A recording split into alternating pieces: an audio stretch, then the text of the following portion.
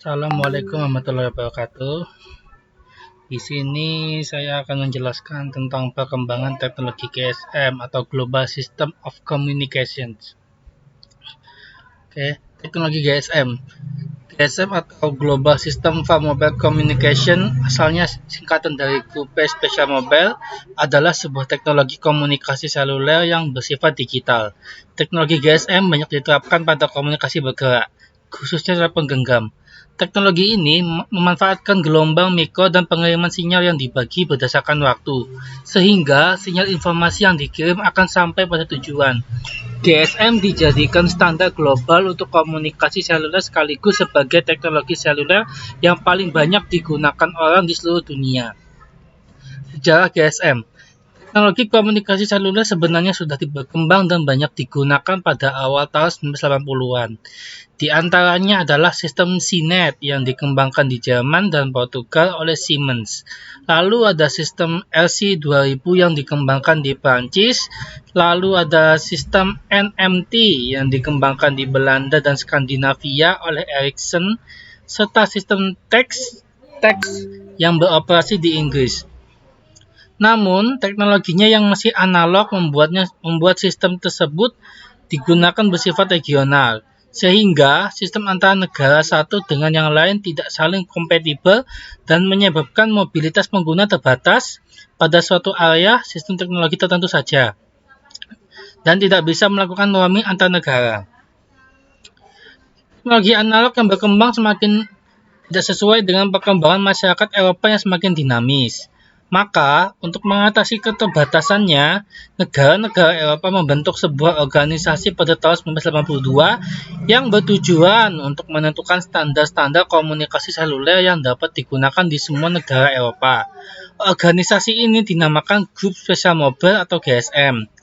Organisasi ini memelopori munculnya teknologi digital seluler yang kemudian dikenal dengan nama Global System for Mobile Communications atau GSM. Kemunculan GSM. GSM muncul pada pertengahan 1991 dan akhirnya dijadikan standar telekomunikasi seluler untuk seluruh Eropa oleh ETSI atau European Telecommunication Standard Institute. Pengoperasian GSM secara komersial baru dapat dimulai pada awal kuartal terakhir 1992 dikarenakan GSM merupakan teknologi yang kompleks dan butuh pengkajian yang mendalam untuk bisa dijadikan standar. Pada September tahun 1992, standar Type Approval untuk handphone disepakati dengan mempertimbangkan dan memasukkan puluhan item pengujian dalam memproduksi GSM. Implementasi GSM.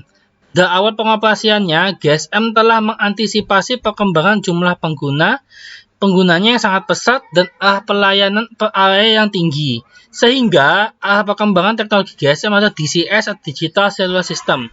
Pada lokasi frekuensi 19 MHz, dengan frekuensi tersebut akan dicapai kapasitas pelanggan yang semakin besar per persatuan sel. Selain itu, dengan luas sel yang semakin kecil akan dapat menurunkan kekuatan daya pancar handphone, sehingga bahaya radiasi yang timbul terhadap organ kepala akan dapat dikurangi. Pemakaian GSM kemudian meluas ke Asia dan Amerika, termasuk Indonesia. GSM di Indonesia.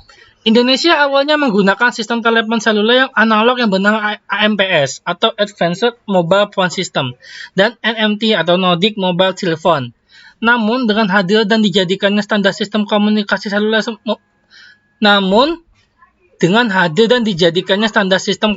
seluler membuat sistem analog perlahan menghilang.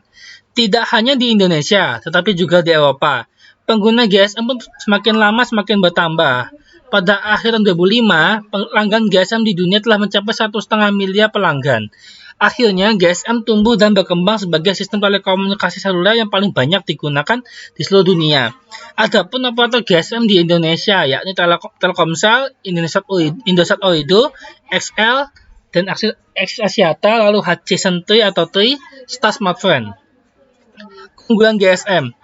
GSM sebagai sistem telekomunikasi seluler digital memiliki keunggulan yang jauh lebih banyak dibanding sistem analog.